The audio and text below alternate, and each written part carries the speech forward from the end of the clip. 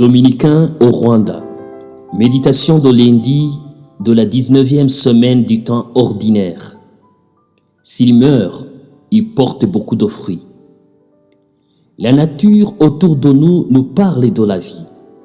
Dans l'évangile de ce lundi, Jésus, à travers l'analogie d'une graine qui doit mourir pour porter des fruits, révèle à ses disciples le passage obligatoire de se sacrifier, de quitter la zone de confort, de se fragiliser dans la vie, dans nos pensées, dans nos sentiments et dans nos attitudes pour créer, donner la vie et réaliser le rêve de Dieu dans notre vie et dans ce monde.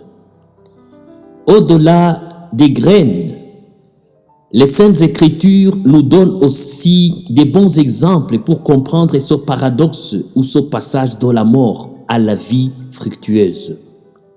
Abraham, par exemple, a dû quitter son milieu naturel pour être béni. Moïse a dû quitter le palais royal pour pouvoir être à l'écoute de Dieu dans le désert. Le peuple d'Israël a dû quitter l'Égypte pour se rendre dans la terre promise.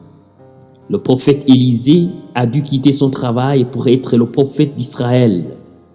La Vierge Marie a dû sacrifier sa tradition pour donner naissance à Jésus.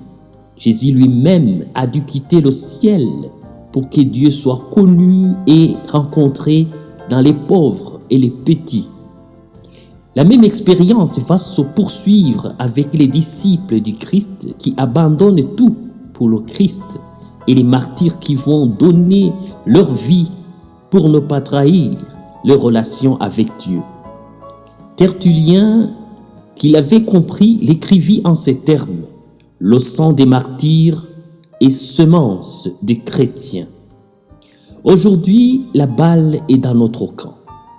En quoi pouvons-nous mourir pour que notre vie porte des fruits?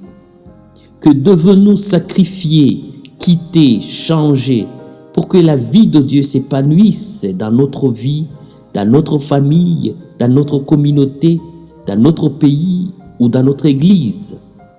Frères et sœurs, naturellement, la mort n'a rien d'attirant et nous sépare des êtres qui nous sont chers et nous abaisse, nous fragilise, nous terrorise. Cependant, au-delà de cette triste réalité de la mort, Jésus nous invite à redécouvrir la valeur de la vie qui jaillisse de nos détachements des choses matérielles, de la fragilité et vulnérabilité qui réconfortent les autres.